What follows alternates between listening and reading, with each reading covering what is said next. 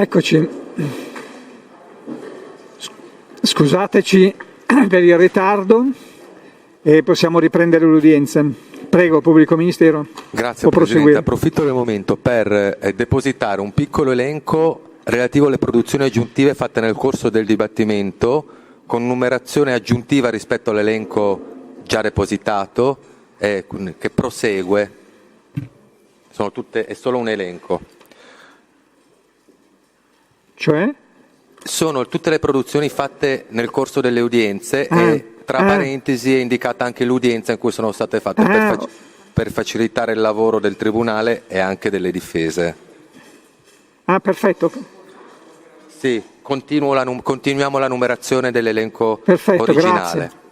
Poi per chiarezza vi confermo che saranno depositate nei prossimi giorni una memoria concernente la parte di discussione fatta all'udienza scorsa, una memoria concernente la parte di cui stiamo parlando questa mattina, Ruby, Risso, Giuliante, sicuramente una piccola memoria che avrà ad oggetto il tema di cui parleremo alla fine, cioè la richiesta di confisca, e le richieste di pena sono anche state redatte per iscritto e nei prossimi giorni le depositeremo. Questo lo dico per la verbalizzazione, in modo che il cancelliere possa decidere come gestirsi. Saranno depositate per iscritto. Grazie. Allora, già che parliamo di questo, se poi il pubblico ministero si fa la cortesia, se ci fa la cortesia di depositare anche una copia in formato Word elettronica. Sì, lo indirizziamo quindi dalla email ufficio PM Gaglio all'email cancelleria settima sezione, il Word. Esatto, di tutte le produzioni, anche una copia in Word. Perfetto. Grazie. Passiamo ad analizzare quella che è la figura dell'imputato Luca Giuliante, a cui viene scritto il concorso nella corruzione di Ruby, Karima El Mahroug. Luca Giuliante, secondo una congerie di prove documentali, dichiarative, documentali cartacee e digitali, e anche a mente del suo stesso interrogatorio acquisito con il consenso della sola sua difesa, quindi utilizzabile solo nei suoi confronti, ha svolto il ruolo di tesoriere di Ruby. Ha spiegato di aver detto alla ragazza, lo vedremo dopo, che non teneva i soldi in studio, dove però in parte li teneva. È un ruolo composito quello di Luca Giuliante. È un ruolo composito come emerge dal file, caro Presidente, redatto da Luca Risso. È un ruolo che già a partire dalla notte tra il 6 e il 7 ottobre 2010 è un ruolo di controllo di una ragazzina che sembra veramente imprevedibile. È un ruolo di controllo che si trasforma poi nei fatti, attesa anche l'evidente tenerezza che Luca Giuliante prova per questa ragazza, in un ruolo paterno. Non ce li ha di fatto i genitori questa Karima El Mahroug. È un ruolo paterno fra misto interesse giudiziario a favore di Ruby e anche proprio, cioè un ruolo volto a contenere ad esempio questa compulsione a spendere così ostentata e così evidente, a consigliarla sulle persone di cui fidarsi e di cui non fidarsi, a darle un parere tecnico, abbiamo visto, anche sugli investimenti da fare e da non fare. Per questi motivi, sia per questioni personali che per questioni finanziarie ed investimenti, Luca Giuliante parla al telefono con Fausta Viglialoro. Per il conflitto tra Luca Risso e Karima El Mahroug riceve Luca Risso. Vedremo che media con Silvio Berlusconi in ordine a consegne di denaro da dare e date direttamente a Luca Risso, quindi ha un ruolo articolato e composito, ma il ruolo di tesoriere e il suo ruolo finalizzato a consegnare in piccole parti, piccole rispetto al totale, quindi le consegne non sono di piccole somme di contanti, piccole rispetto al totale che lui detiene o deterrà, a Ruby. Questo emerge inequivocabilmente dalle prove che vi andremo ad esporre. consumandosi il delitto di corruzione ad azioni successive, ad ogni singola dazione, ad ogni singolo approfondimento dell'offesa al bene giuridico protetto, è chiaro il concorso di Luca Giuliante in questa fattispecie criminosa. La sua consapevolezza in ordine alla causale delle dazioni è evidente sin dall'inizio. Luca Giuliante è la persona a cui viene sequestrato quel dettagliatissimo appunto di sintesi delle dichiarazioni rese da Ruby al pubblico ministero Forno e agli altri pubblici ministeri nell'estate del 2010. È il soggetto a cui sin dall'inizio Silvio Berlusconi chiede di convocare Ruby e di interrogarla tutta la notte nel suo studio con un suo emissario, tanto che il giorno dopo Berlusconi chiama Ruby, si scusa in un certo senso per questo trattamento, le dice di averle fatto non per lui ma per lei e le promette che manterrà le sue promesse. Questo il giorno dopo l'interrogatorio allucinante presso lo studio di Giuliante di cui Risso parla al telefono con Serena Facchineri. Quindi dal primo momento Luca Giuliante partecipa alla corruzione, addirittura dalla pre-corruzione, dal momento in cui si acquisisce i dati che poi sono il movente della corruzione, cioè il fatto che Ruby ha parlato, che Ruby ha reso dichiarazioni che altre persone possono dettagliatamente confermare esattamente secondo le stesse dinamiche e modalità. Il 6-7 ottobre c'è l'interrogatorio allucinante, 25 ottobre la data dei cosiddetti verbali di investigazioni difensive, Guerra e Eleonora De Vivo, in sequestro e al fascicolo del dibattimento. Inutile ricordare che le dichiarazioni rese da Ruby e sintetizzate da Luca Giuliante sono di contenuto sovrapponibile a quelle delle 6 testi ritenute genuine dai collegi giudicanti è assolutamente in linea con quelle che erano le risultanze oggettive d'attività tecnica di quei 2 procedimenti. Luca Giuliante dà una collaborazione fattiva, dà consiglio a Ruby su come non ostentare troppo, l'abbiamo detto,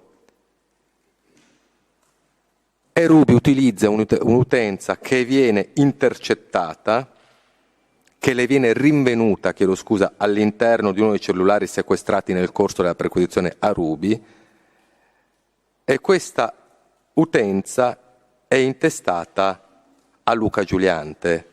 A Ruby vengono trovate le fotocopie dei documenti di Luca Giuliante utilizzate le cui generalità vengono utilizzate per l'acquisto di questa utenza TIM. La ragazza era assolutamente regolare sul territorio nazionale e quindi assolutamente in grado di comprarsi un'utenza da sola. Quindi sapendo di essere indagato, sapendo che Ruby era indagata, questo caso più unico che è raro di un'indagine per corruzione che nasce coram populo, Luca Giuliante presta a Ruby o dà a Ruby la copia della sua tessera regionale. L'ostacolo alle indagini che comporta questo aiuto è evidente. Ha reso più difficile il monitoraggio di questa utenza. Comunque, sotto il profilo dell'elemento soggettivo si valorizza anche tale circostanza. Tra tutte le funzioni svolte da Giuliante a favore di Ruby c'è il ruolo di tesoriere. Ruby chiede a Giuliante le somme e chiede a Giuliante somme che sono già sue, si capisce inequivocabilmente dal modo in cui lei le chiede, non sono richieste, non sono richieste, sono indicazioni delle somme da consegnare a lei, a Prado Piccardo, a Francesca Leggeri, a Fausta Viglialoro.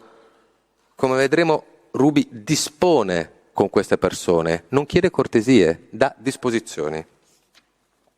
Produzione 98 sono le chat di rilievo tra i 2, Giuliante e Ruby. Qualche esempio. Ascolta Luca, 15 ottobre 14. Ascolta Luca, domani passa da te Alessandro Prado. Mi ha già avvisato che deve andare a Genova. Se gli puoi dare 10, grazie mille. 3 giorni dopo, 18 ottobre 14. Luca, dove sarai domani? Giuliante, mattina a casa, pomeriggio studio, sera in pizzeria. Ok per lo studio, perché passa da te una persona, se gli può dare 5 in una busta per me. Nessuna richiesta, indicazioni pure e semplici. Stesso atteggiamento con Francesca Leggeri, da disposizioni, vai da Guerino, vai da Giuliante, prendi quei soldi, fai il bonifico a Guerino, 6.350, fatti dare 6.350, mi mandi bonifico da 4.200. Lei non risponde e Ruby risponde, non ha avuto una risposta celere e risponde solo con 4 punti di domanda. Stizzita, quindi la risposta, tutto a posto, ho preso i soldi, lunedì mattina faccio il bonifico a questo Guerino. Giuliante è perfettamente consapevole che le richieste di appuntamento in cui non viene detto il motivo da Ruby sono per quello, ma fammi capire, bisogno di qualcosa? È importantissimo, sì, risponde Luca. Ah, ho capito, fammi capire, cioè se no io arrivo, ci baciamo e non serve un cazzo, giusto?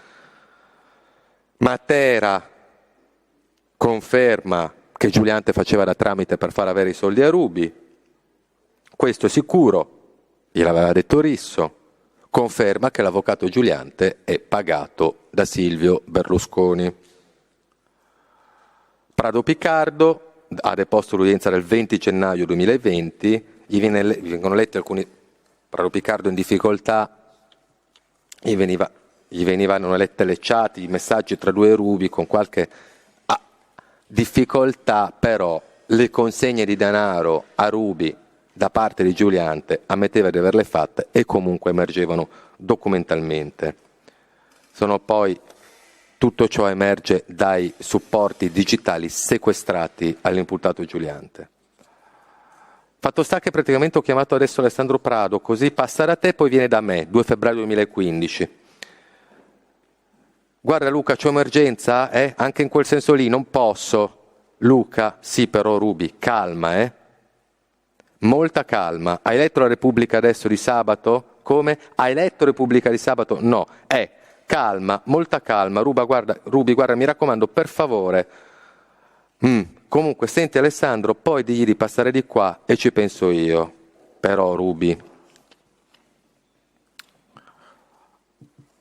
Mario Risso va in studio da Luca Giuliante, per l'ennesima volta gli dice dovete dargliene di meno, glieli dovete centellinare, così diventa arrogante, tratta male le persone, si crede la principessa Taitù. E Giuliante allarga le braccia e dice ma tanto se non glieli do io se li fa prestare. La ragazza non può aspettare. Poi c'è il messaggino in cui Ruby dice Luca per favore mi presti 1.000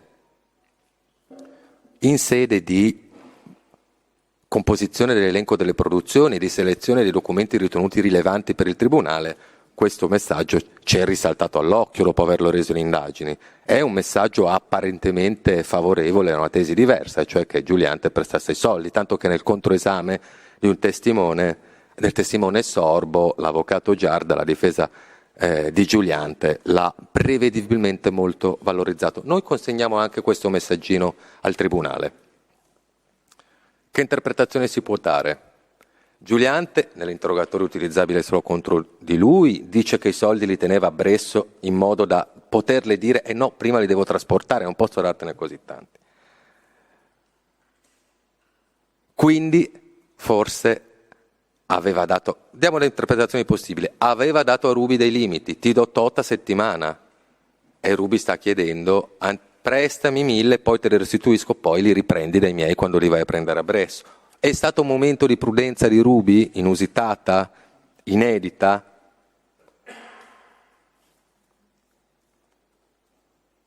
Non si sa.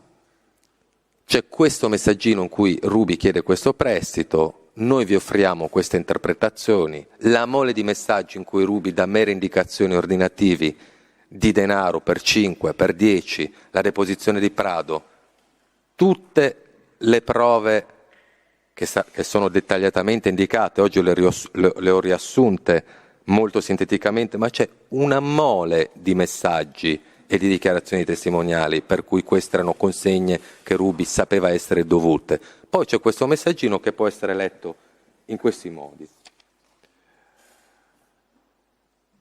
3 febbraio 2015, sulla utenza della Fausta Viglialoro si intercetta questa progressiva 8, questa conversazione. Mario le dice: io sono andato dall'avvocato oggi, gli ho detto che è una stronza, una puttana, che è una cosa fuori dall'immaginazione, gli ho detto, mentre prima ho cercato di proteggerla, gli ho detto: siete voi i colpevoli, siete voi, dice Mario Risso a Luca Giuliante, siete voi, lei e l'altro, perché le avete permesso tutto, perché avevamo detto cercate di tenerla un pochino a stecchetto, che si calma, abbassa la cresta, invece no. Ah, ma sei venuto a Milano? Eh sì, sono venuto a Milano, sì, perché per telefono lui non vuole parlare, è andato dall'avvocato Giuliante, capisci? Dice che c'ha il telefono sotto controllo, giustamente. Ah, e lui cosa ti ha detto? E mi ha detto sì, e poi se li fa prestare, voi continuate a dargliene, è logico che lei si considera la principessa tra i tu, e finché voi gliene date, lei continuerà a fare la prepotente. E mi fa l'avvocato Giuliante: noi non sappiamo più cosa farci, non riusciamo più a tenerla. Io ho detto: ma è tutta colpa vostra, poi ormai le cose come vanno, vanno. Non lo so come andranno a finire, dice Mario Risso al telefono, però la colpa, e si ricordi, per me, parlo io per me vi do la colpa, a lei al 10%, tossisce, scusami, e al 90% la do Fausta. Ma oggi lei era a casa, Fausta Viglialoro, ma al 90% la do Fausta Viglialoro. Lo interrompe. Anche dal file caro Presidente si evince, per come riferito scritto da Risso, il ruolo di mediazione. Risso in contatto con Giuliante sia per intermediare con Ruby quando il rapporto va in crisi, in contatto con Giuliante a cui chiede l'intermediazione con Silvio Berlusconi quando lui chiede di ritirare delle somme di contanti, Risso che con l'aiuto di Silvio Berlusconi tramite le mani di Maria Rosaria Rossi e l'expertise evidentemente del senatore Messina fugge in Messico portandoci Ruby per non farla testimoniare e lì decide di investire. Di investire cosa? Lo vedremo, lo vediamo. Il delitto di riciclaggio ascritto a Luca Risso è contestato come tempus a partire dal mese di settembre 2011. L'istruttoria dibattimentale ha consentito di illustrare al Tribunale fino a quando si sono perpetrate le condotte. Le dazioni di denaro a Ruby sono state ingentissime e una parte di queste somme lì è stata riciclata. L'ispettrice capo Giuseppa Buona e il commissario Sorbo ne hanno parlato di dibattimento e si fa ampio riferimento a quanto risulta dalle intercettazioni periziate, dalle chat acquisite, dalla documentazione. C'è poi Antonio Matera.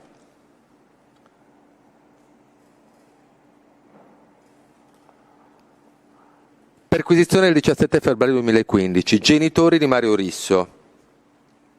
I genitori di Mario Risso non hanno denaro, lui ha 1.000 euro di pensione al mese, arrotonda facendo, a sit lui dice il muratore, pare qualcosa di più qualificato, il marmista, insomma, arrotonda lavorando a uno dei cimiteri, in uno dei cimiteri di Genova.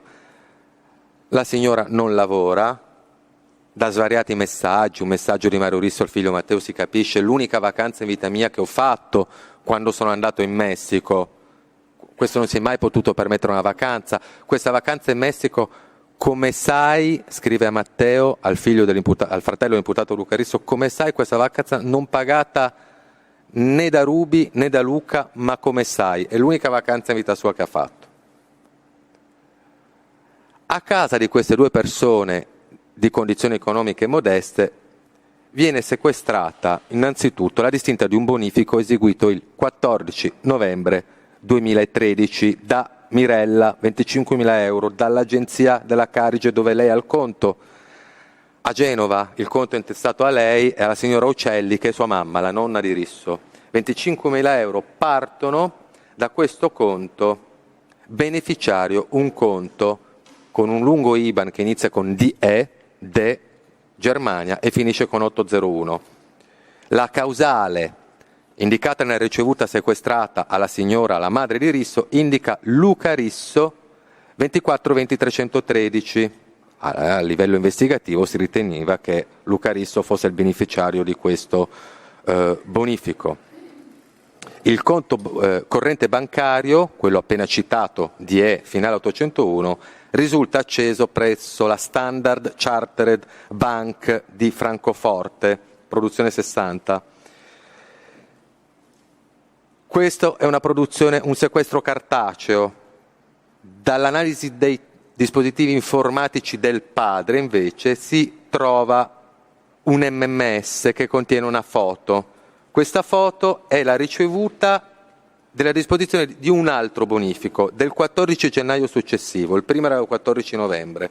Questa è la ricevuta di una disposizione di bonifico inviata il 7 gennaio per euro 20.000, sempre da Maggiocalda Mirella, sempre dallo stesso conto corrente, sempre verso il conto corrente intestato a Banco Monex e con specifiche che in precedenza Risso Luca, tramite un SMS, aveva mandato al padre.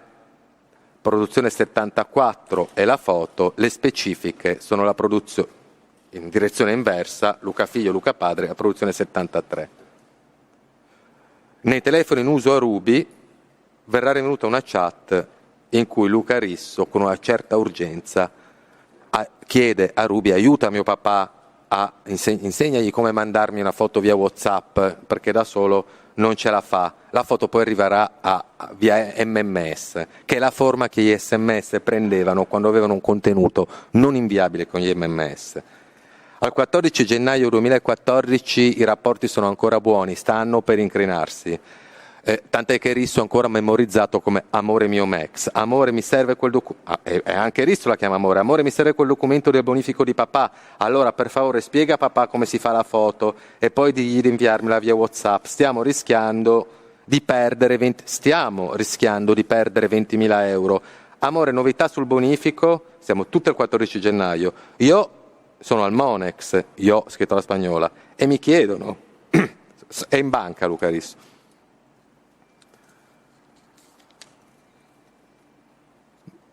Deponeva sul punto l'ispettrice Buono, 17 febbraio 20, l'udienza.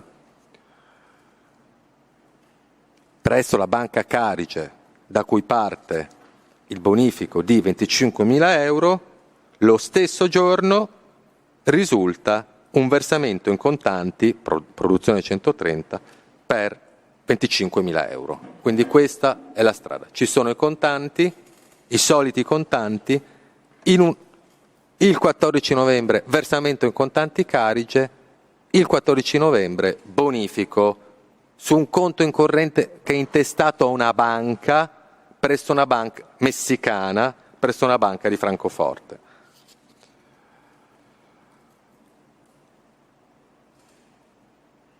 Dalla notazione omissata e produzione 73 si rinvengono alcuni SMS. Gli SMS sono del 13 novembre. Risulterà provato che il 30 novembre Mario fa quella vacanza, l'unica della sua vita, va.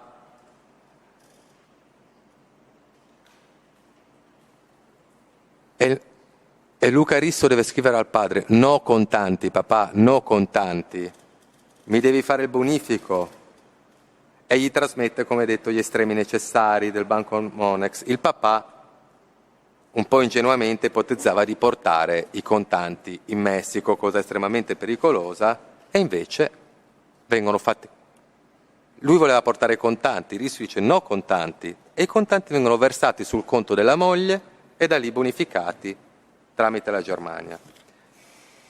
Questi sequestri in sede di perquisizioni e l'analisi dei telefoni induceva la procura a indirizzare una richiesta di assistenza giudiziaria internazionale, ovviamente alla procura di Francoforte. Se ne traeva conferma. Cosa si chiedeva? La lista movimenti, i conti correnti. Si chiedevano anche i riferimenti di altri soggetti. Luca Risso, a quel punto si chiedeva Karima, Giuliante, Fausta Viglialoro. La procura di Francoforte, la banca e poi la procura rispondevano: ci sono elementi solo su Luca Risso.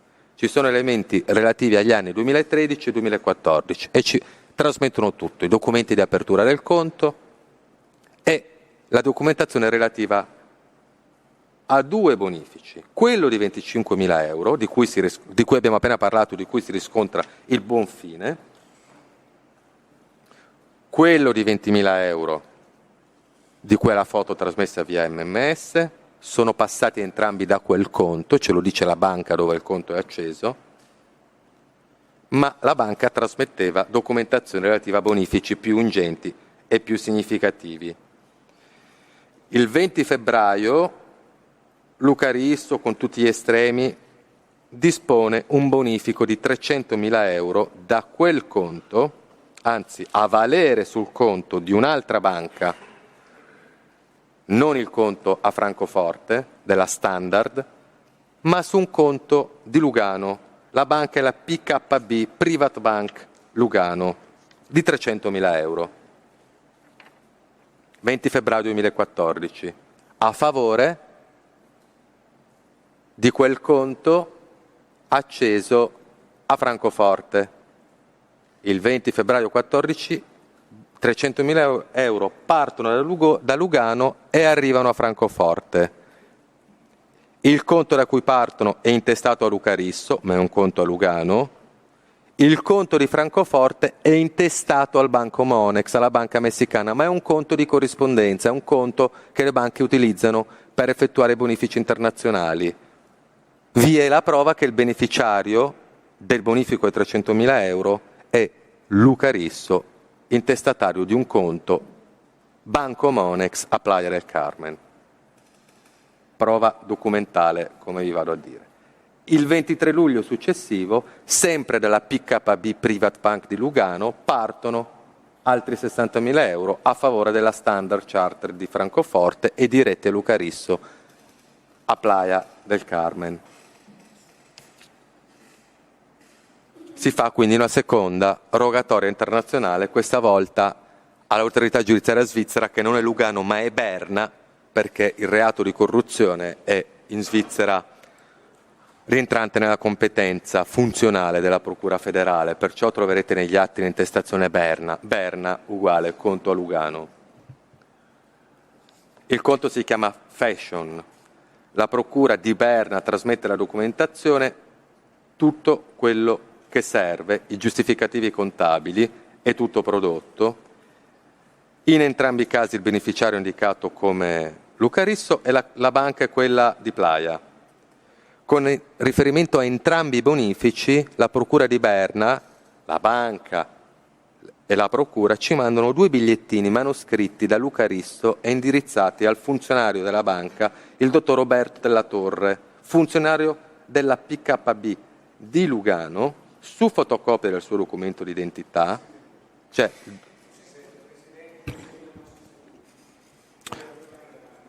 chiedo scusa.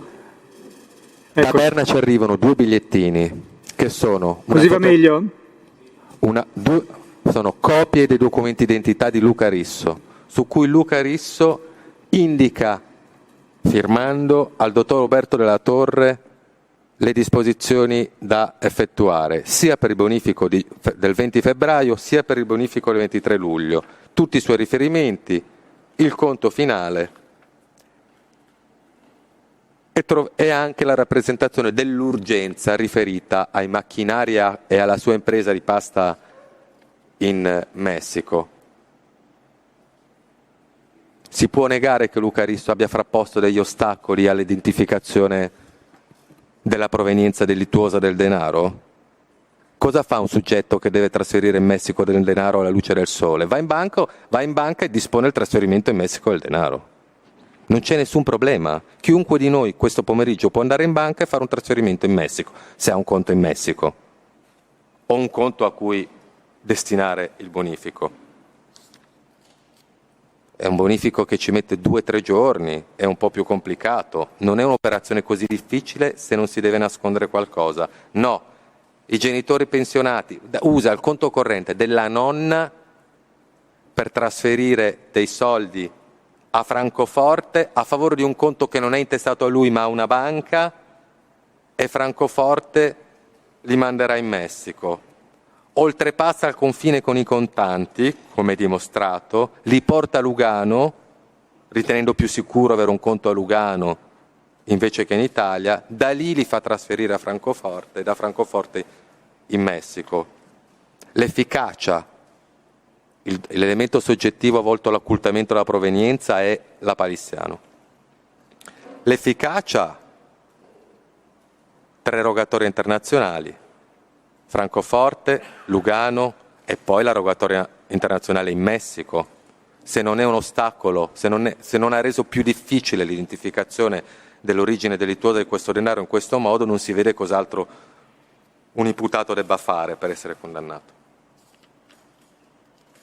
Gli esiti della rogatoria a Playa del Carmen sono: arriverà la documentazione relativa alla società Playa Cooperación.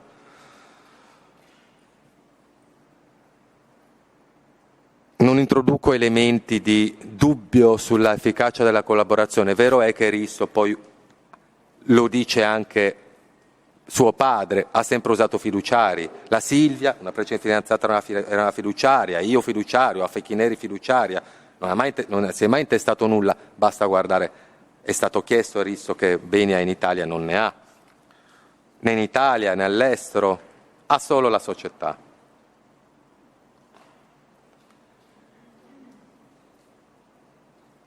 Risso andava ad Arcore prima di recarsi in Svizzera.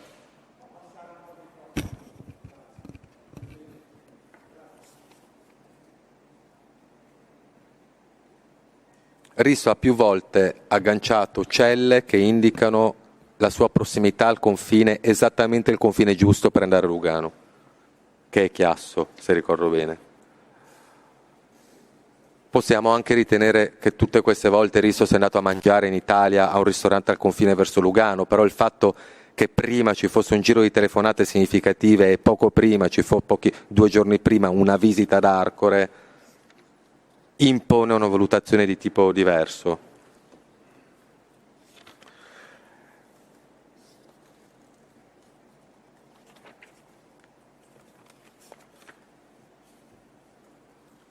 La geolocalizzazione di Risso grazie ai tabulati e l'analisi dei suoi contatti 27, tra il dicembre 2013, 27, 29, 31 dicembre 2013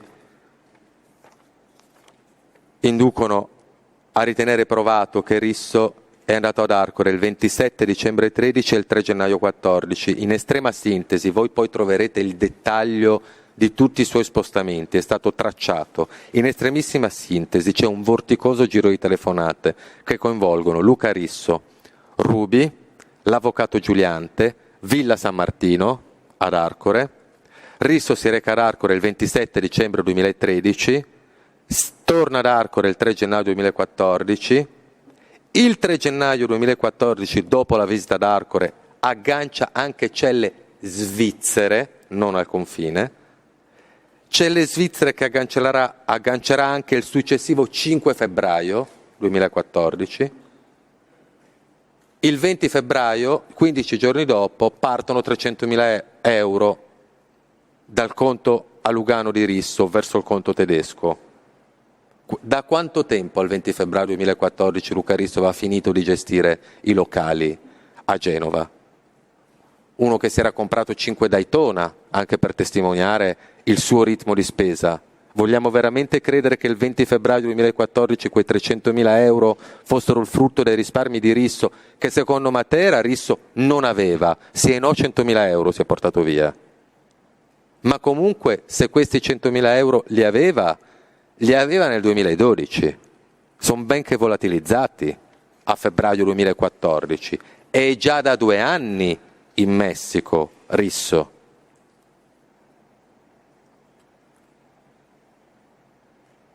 Risso poi proverà, grazie alle sue produzioni difensive al 30 marzo scorso, al più di aver avuto la disponibilità di 50.000 euro più o meno. Invece le somme bonificate e trasportate in Messico, noi sappiamo quelle per cui è stato utilizzato il circuito bancario. Rubi aveva l'abitudine di esportare contanti con molta più imprudenza di Risso, lo dice Daniele Leo, porta 20 melanzane, ma come 20 melanzane? Ma in valigia, dice Daniele Leo. Ma io ne ho portate 30, faccio, ma tu sei matta. Quindi questo non è provato, che Ruby abbia portato dei contanti in Messico. È provato che lei non temeva, non aveva timore a fare queste cose.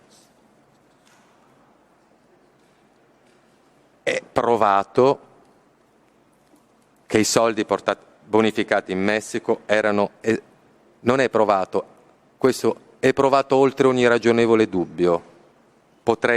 Se leggo tutti i messaggi in cui Ruby dice che i soldi in Messico sono i suoi, non usciamo più da quest'aula. Ne leggerò solo alcuni, gli altri resteranno scritti. Dalle chat analizzate emerge l'avvio da parte di Luca Risso di un'impresa che ha ad oggetto il pastificio, ma anche un piccolo investimento immobiliare, lui dice piccolo, è l'acquisto di una palazzina, è la relativa ristrutturazione per ottenerne degli appartamenti. Ruby acquista un'ulteriore abitazione propria, emerge dalle chat, dove Risso dimorava. Ma lo dice anche Luca Risso nel file caro Presidente, in uno avrei abitato io. La partecipazione di Karim Al-Marug alla società Playa Cooperación emerge dalla documentazione trasmessa dal Messico, e 50-50, prima Ruby ne aveva 45, tale Magda Maroli 5, vedremo, ci sono devoluzioni, e 50-50 Ruby e Risso, ma lo sanno tutti, lo dice il papà Mario Risso, lo dicono loro nelle chat, lo dicono loro al telefono, e a metà e metà questa società originariamente. La volontà della El Marug di uscire da questa società, la decisione concordata nel marzo 2014, concordata con una Ruby piuttosto furibonda,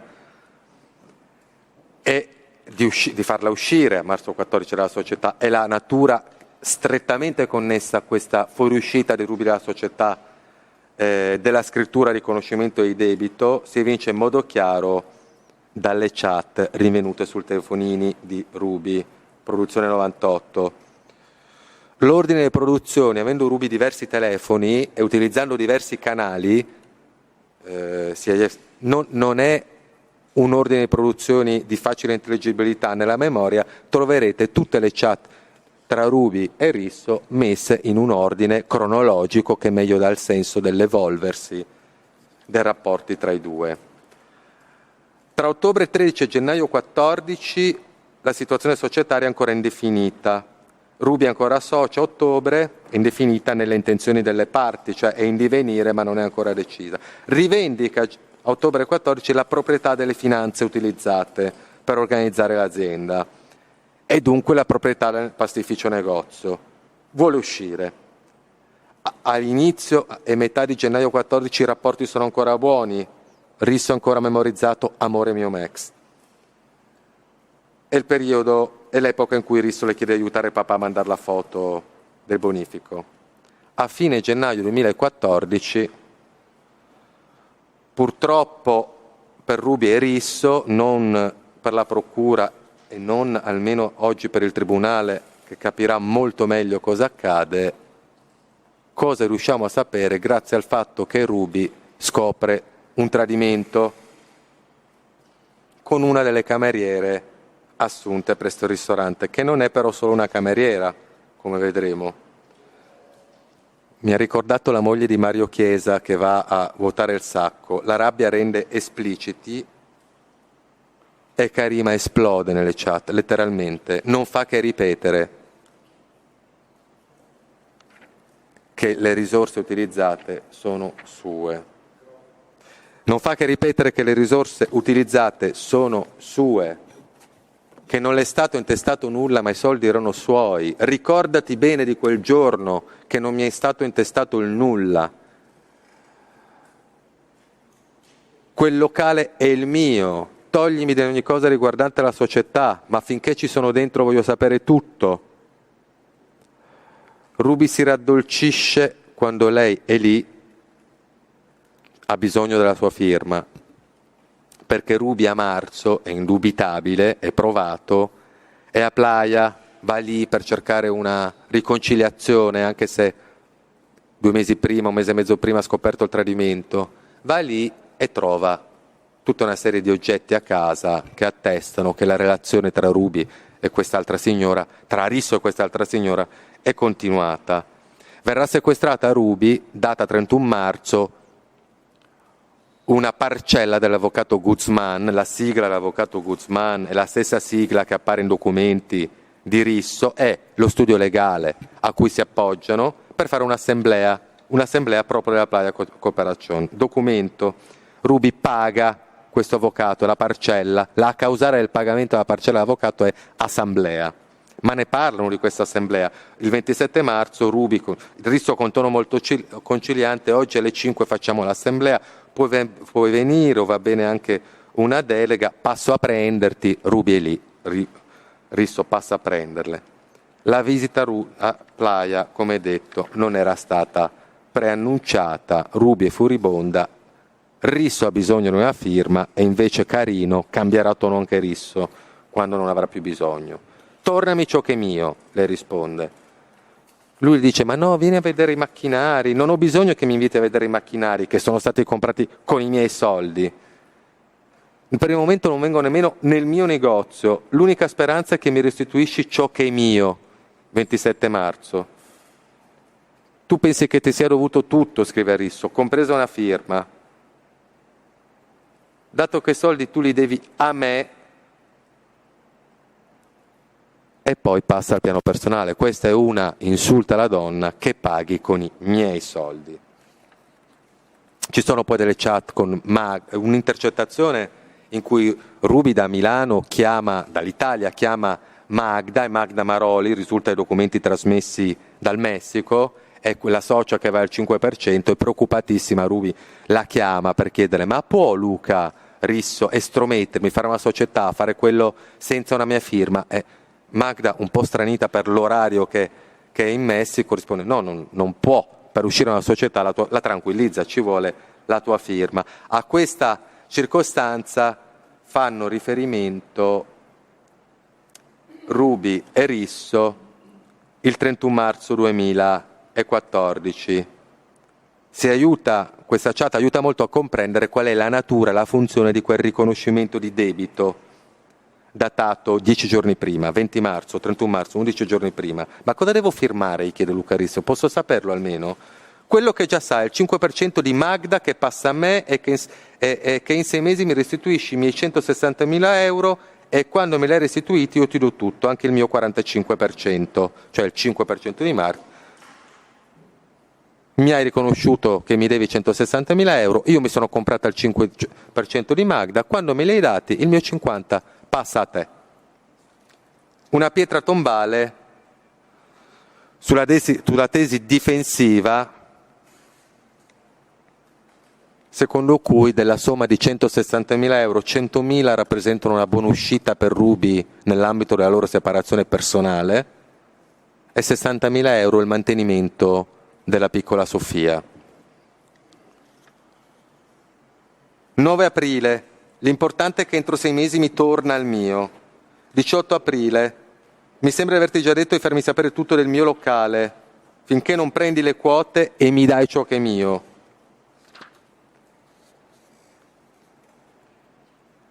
Il titolo è dichiarazione di debito.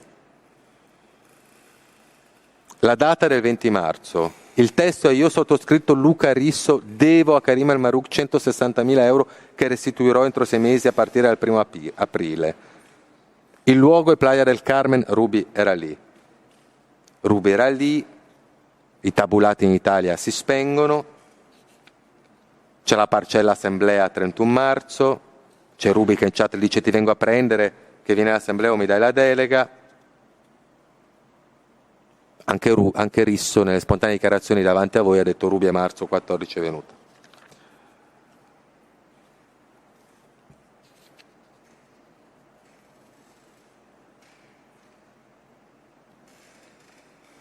È chiaro che questi 160.000 euro sono in possesso di Luca Risso, perché si può restituire soltanto ciò che si ha, non sono 160.000 euro che Risso deve avere.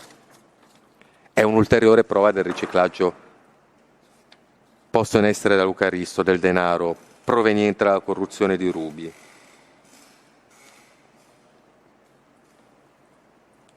L'altra donna, Ruby dice al telefono a un'amica: quella è casa mia, ho trovato le robe di quest'altra a casa mia, l'azienda ho deciso di lasciargliela. E l'altra mi ha mandato i messaggi in cui mi ha detto: Risso scrive all'altra, io sto con Ruby, devo stare con Ruby perché mi interessa, perché mi deve aiutare. Però io amo te, vorrei un figlio con te. E Ruby riporta quello che le ha detto il padre, fa: guarda, dice la sua amica Ruby, mi vengono i brividi, perché quando ti dice un padre di sta cosa, Luca Risso usa le persone.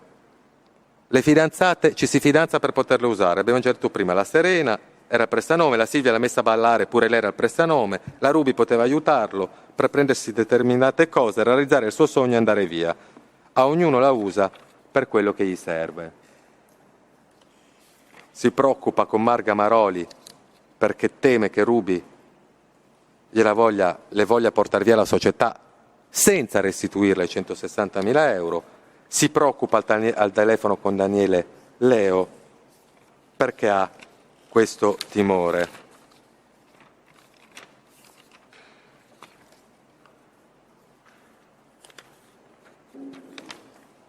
Ci sono ulteriori chat in cui Ruby parla del suo locale, del suo locale, della sua azienda, della sua casa, dei suoi soldi.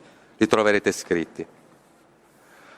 Luca Risso rendeva spontanee dichiarazioni il 30 marzo scorso, depositava poi la memoria che stava consultando per renderle, negava tutto, asseriva di non aver mai ricevuto soldi da Ruby né da Silvio Berlusconi, affermava al contrario di aver lui stesso mantenuto la Elma Rug durante la loro relazione. Pare, si immagina, dato il tenore della memoria e delle spontanee, che Luca Risso non ricordasse in quel momento del fatto che a dibattimento è depositato la lettera, il documento, il file. Se no non si capisce come abbia potuto pensare di dirvi queste cose. Tutte le risorse che aveva a disposizione, dice Risso, prima del trasferimento in Messico, derivano dalla sua ventennale attività in Liguria. Non dice però il perché e il per come. Le dichiarazioni sia nella memoria che nelle spontanee sono lacunose, assolutamente non probanti. La documentazione prodotta successivamente a sostegno di queste dichiarazioni dalla difesa di Luca Risso non dicono quasi nulla. E infine la tesi di Risso è smentita nettamente da tutto quello che abbiamo appena esposto. Nella memoria Risso riferisce di aver ceduto nel 2010 la società avente ad oggetto l'azienda, il locale Covo di Nord-Est. Dice di aver ceduto la proprietà del locale Fellini dice di averla ceduta per 200.000 euro a tale Stefano Rosina e di aver avuto come controprestazione, ma dice di aver ricevuta bisogna dare però 200.000 euro in più un contratto di gestione, lui avrebbe continuato a gestirlo. Poi dice di aver ricevuto la promessa di 200.000 euro, il contratto, poi il contratto lo ha ceduto per altri 200.000 euro. Di quello che Risso ha incassato, Risso non parla, dice i contratti che ha fatto, poi però dice, bel sito l'assegno era vuoto, lo ridice anche in aula. Di questa cessione del Fellini lui dice 200.000 euro erano pattuiti, 100.000 euro li ho avuti in contanti. Quasi finita questa parte. 100.000 euro li ho avuti in contanti. Gli altri 100.000 euro erano coperti da assegni che però non coprivano nulla. Ho potuto incassare 8.500 euro. Quindi o non parla di quanto incassato da tale Stefano Rosina, o ne parla dicendo che ha incassato la metà di quello che doveva incassare, perché questo è l'ambiente. Questo è, in questo giro di imprenditori genovesi l'assegno farlocco non è poi così raro, già in tre occasioni. La documentazione prodotta dalla difesa di Risso non prova nulla. Un file chiamato cessione Fellini ha un contenuto che parla di tutto tranne che della cessione del Fellini, non ha nessun rilievo e nessuna attinenza ai fatti di causa. Si tratta di altro.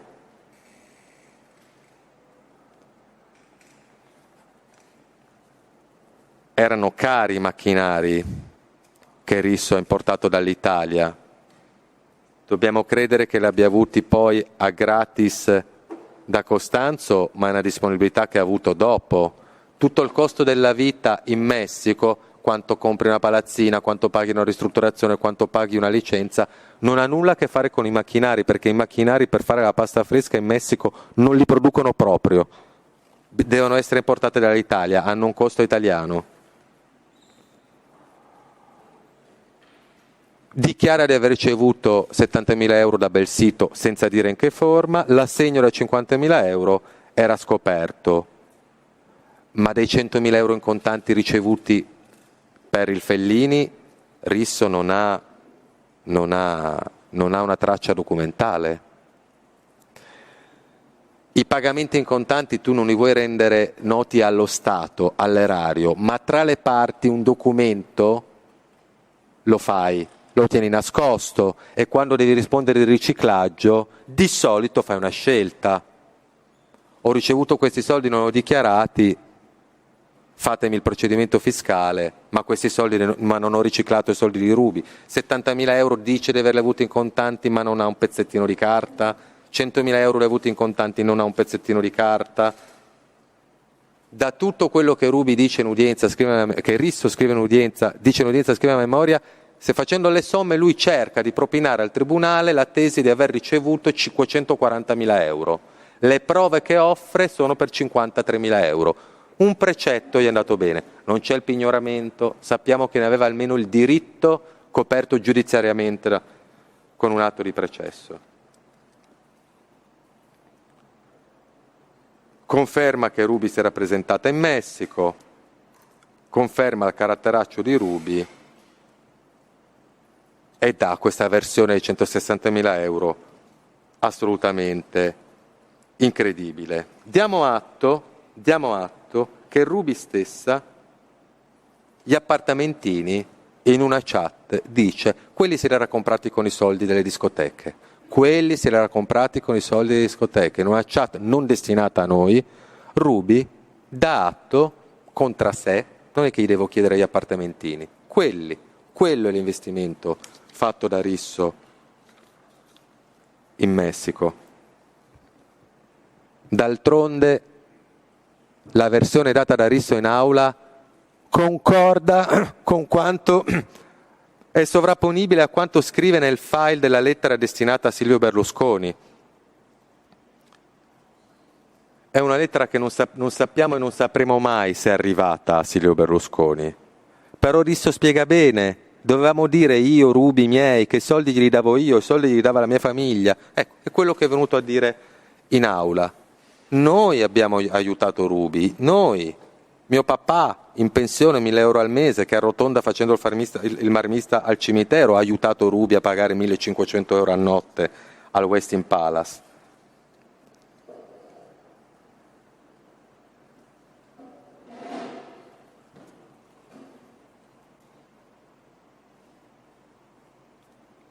Avessimo acquisito un dato nel corso di tutte le indagini, dall'analisi di dispositivi digitali documentali, un dato, lo ha spiegato la Tesse Buono all'udienza del 17 febbraio, che corroborasse la tesi difensiva che Ruby fosse mantenuta dalla famiglia Risso.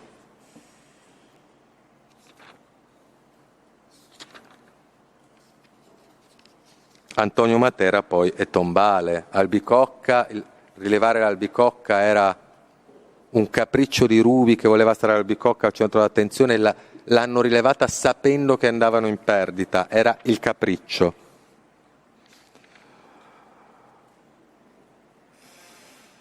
La questione, l'operazione Risso-Ruby era una questione commerciale, diciamo che Matera non ha fatto solo una valutazione di per sé inutilizzabile, ha riferito quello che gli arrivava da Risso, ma l'interesse di Risso, sempre economico, anche nelle sue relazioni sentimentali, emerge, lo dice il padre. Riferisce che Risso aveva dei crediti verso la Facchineri che non sono elencati né nella memoria difensiva né da Risso nella sua memoria. Perché non dice? Perché glieli abbuona. E perché glieli abbuona? Perché la Facchineri poteva parlare, se l'è tenuta buona.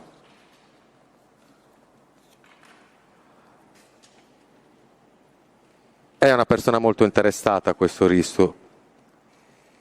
Rubi, nel dare atto che i soldi degli appartamentini sono i soldi delle sue discoteche, dice: è arrabbiatissima perché Risso ha bisogno di liquidità per pagare la cauzione di questa qui, di cui si è innamorato, che è in galera per una truffa milionaria, e Luca Risso è talmente innamorato che vuole pagare la cauzione per farla uscire. Uno definito nel modo che abbiamo detto dal suo stesso padre, da Matera.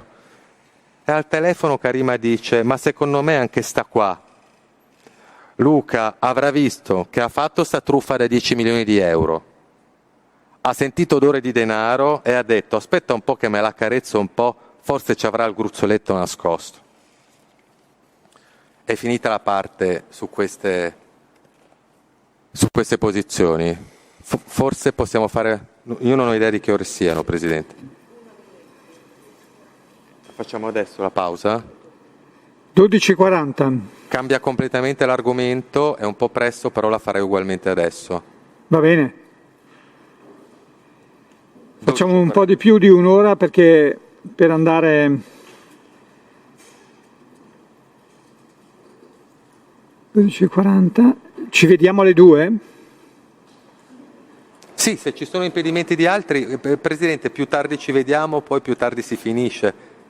Non ho capito il motivo per cui farla più lunga, non è Perché l'altra volta un'ora poi non è bastata, e ecco, non l'avevo sentita. Sulla base dell'esperienza scorsa. Allora così alle 2 in punto però partiamo. Messaggio...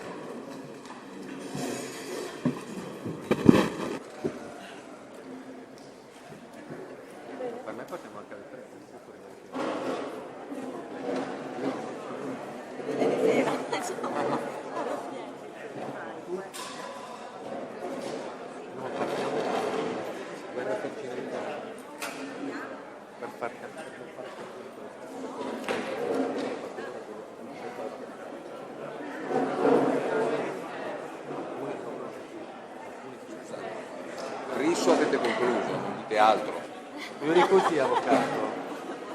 a parte le richieste pena. Quindi chiede il proscioglimento per Risso, lo possiamo leggere sul giornale. No? No, avete finito. Volevo fare un'altra cosa. No, vabbè, me la faccio fuori.